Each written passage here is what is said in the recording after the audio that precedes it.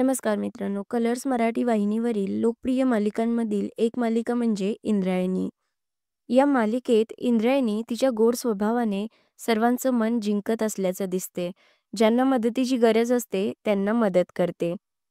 अशातच आता मालिकेमध्ये एक ट्विस्ट आला आहे. मालिकेत इंद्रायणीच्या काका-काकूंची एंट्री झाल्याचं दिसत आहे. मित्रांनो, कलर्स मराठी वाहिनीवर प्रदर्शित होणाऱ्या इंद्रायणी मालिकेत सध्या बाल कीर्तनकार इंदूचे कीर्तन गावागावात गाजत आहे. इंदूला बऱ्यापैकी नावलौकिक देखील मिळत आहे. आनंदीबाई इंदूला त्यांना हवं तसं वागवण्यात यशस्वी होत आहेत. आनंदीबाईचा लोभ दिवसेदिवस वाढतच चालला आहे. अशातच आता या सगळ्यात मालिकेत इंदूच्या काका-काकूंची एंट्री झाली आहे. त्यांच्या येण्याने आनंदीबाई नाखुश आहेत. पण काका-काकूंच्या येण्याने इंदू आनंदी झाली आहे.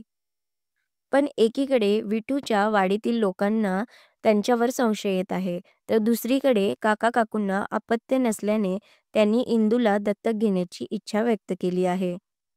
मालिकेत आता काका-काकूंच्या रूपात इंदूला तिच्या हक्काचे आई-वडील मिळणार की गावच्या लोकांचा संशय खरा ठरणार हे पाहणं थोडं इंटरेस्टिंग असेल. अशातच आता काका-काकूंच्या येण्याने आनंदीबाईंच्या स्वार्थात आणि पैसे कमावण्याच्या मार्गात मोठा अडथळा निर्माण झाला आहे.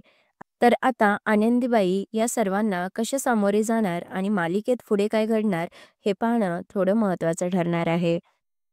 तर मित्रांनो, तुम्ही कलर्स मराठी वाहिनीवरील इंद्रायणी ही मालिका पाहता का? आणि या मालिकेमध्ये आलेला हा ट्विस्ट तुम्हाला कसा वाटतो हे कमेंट करून नक्की सांगा.